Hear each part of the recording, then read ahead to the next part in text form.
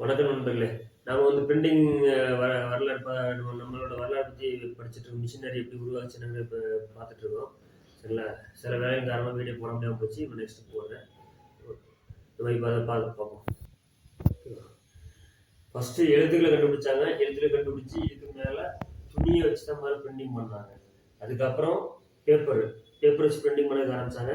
அதுக்கப்புறம் இந்த மாதிரி மிஷின் இது ஃபுல்லாக முழுக்க உட்ல உருவாக்கப்பட்ட மிஷின்ல தான் பிரிண்டிங் ஆச்சு. சரியா? அதுக்கப்புறம் ஹெவி சைஸ். ஆனால் மேக்ஸிமம் அப்போ வந்து 2-3 சைஸ் தான் வச்சிருக்காங்க. பெரிய சைஸ்லாம் இன்னைக்கு இருக்க மாதிரிலாம் நிறைய சைஸ்லாம் கிடையாது. 3 சைஸ் தான் இருந்துச்சு.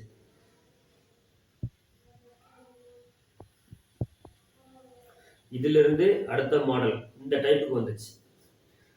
அதாவது அது ஒரு நாளைக்கு 1000 சீட் ஓட்டுறதே கஷ்டம். அதனால இந்த மெத்தடை உருவாக்குறாங்க. இந்த மெத்தட்னா கரண்ட் கிடையாது, இது பெடலை பிரஸ் பண்ணி ஓட்டுற மாதிரி, வீலை சுற்றி விட்டுட்டு இதில் பிரிண்டிங் போட்டு ஓட்டுற மாதிரி ரெடியாகி போடுச்சு.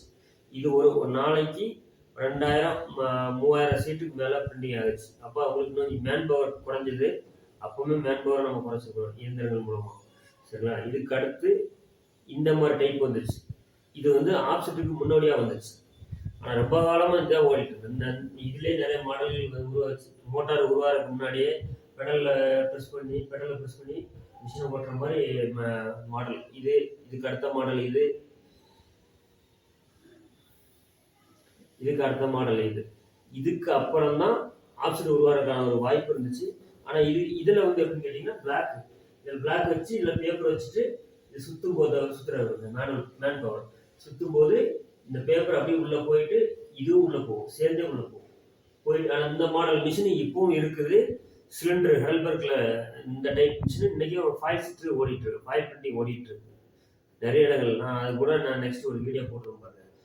இதுக்கு அப்புறம் உள்ள மாடல் தான். ஆனால் இன்னைக்கு அது அட்வான்ஸாக இருக்கு. இது 4 கலர் இருக்கும் போது மேனுவல் தான். இது ஆப்செட்டுக்கான அடுத்த அட்வான்ஸ். இதுல இருந்து ஆப்செட் முழுக்க ஃபுல்லா வந்துச்சு. பேப்பர் வந்து இது இந்த மிஷின் மாடல் வரைக்கும் பேப்பர் கரெக்டான சைஸ் நமக்கு கிடையாது. இந்த மாடல்லாம் வந்து பார்த்தீங்கன்னா கரெக்டான சைஸ்ல கிடையாது. பேப்பரும் கரெக்டான சைஸ்ல கிடையாது. ஆனால் அதுக்கப்புறம் பேப்பரை ஒரு அலைன்மெண்ட் பண்ணாங்க. என்னென்ன சைஸ் தான் வரணும்னு சைஸ் வந்து அதுக்கப்புறம் இந்த மாதிரி செட்டப் ரெடி பண்ணாங்க. இது ஒரே டைம்ல 4 கலர் பிரிண்டிங் ஆகிற மாதிரி செட் பண்ணாங்க. இதில் பேப்பர் லோட் பண்ணுறது, இது அன்லோட் பண்ணுறது, பிரிண்டிங் ஆகி அன்லோட் பண்ணுறது, அந்த மாதிரி செட் பண்ணி கொண்டு வந்தாங்க. இது மோட்டர் வந்த காலத்தில் உள்ள மிஷின் இது அதுக்கு அடுத்து சிங்கிள் கலர்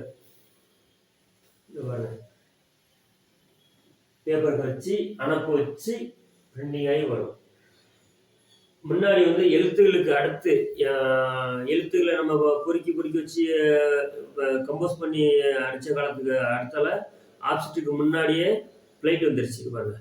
இதுதான் எழுத்துக்களை பொறுக்கி வச்சு அடிச்சது. சரிங்களா? இந்த பிளாக் இதுக்கு பதிலாக அப்பவே ஆப்செட்டுக்குள்ள இந்த பிளேட் மெத்தடு அப்பவே கொண்டு வந்துட்டாங்க.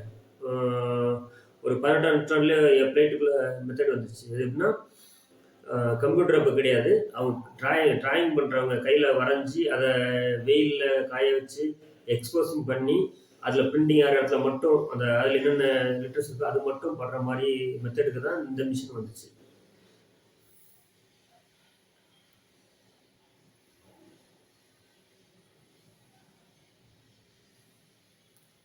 இந்த மாதிரி மெத்தட் மிஷின் அதுக்கு தான் வந்துச்சு. அதுக்காக உருவாக்கப்பட்டதான் இது.